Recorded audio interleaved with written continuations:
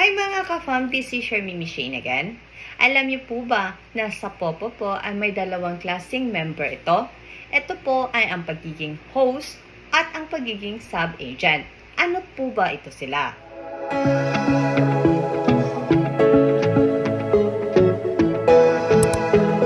Ano pong pinagkaiba ng host at sub-agent? Ang pagiging host po sa isang agency ay ang paggawa po ng mga tasking. Meron pong binibigay si Popo lalo na sa mga new user na task ay ang pagsosolo live per hour ay meron pong 10,000 points na rewards. At additional po na 1 hour pa po para po makakuha po kayo ng another 10,000 points, a total of 20,000 po yan daily.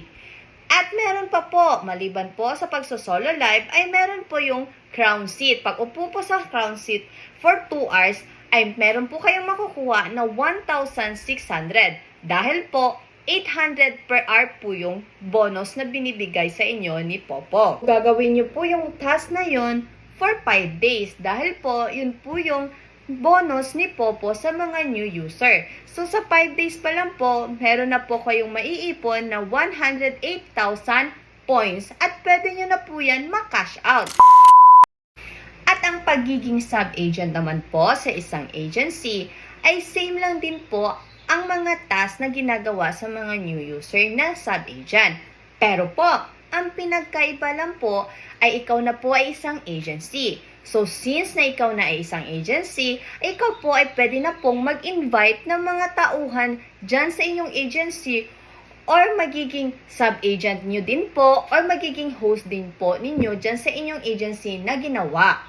Maliban po doon sa rewards na makukuha nyo po sa daily ninyo na ginagawa na task, ay pwede din po kayo makakakuha ng commission, lalo na po yung mga na-invite ninyo ay naglalaro, nakikipag-trade at ginagawa yung tasking nila, doon po papasok ang inyong commission. So, sa lahat po na gustong sumali sa aming agency na Team Mimi Agency, ito po ang aming ID number, ang 10253276 kung gusto nyo po maging host dito. At nasa description box nandun po ang link kung gusto nyo po maging sub-agent namin. Nasa description box lang din po ang link kung gusto nyo pong i-download ang Popo. And meron po kaming Facebook page na Team Mimi Agency. I-chat nyo po kami kung gusto nyo pong maturuan, magabayan, at kung may mga katanungan po kayo regarding dito sa app na ito. So, yun lamang po. Thank you. Bye-bye!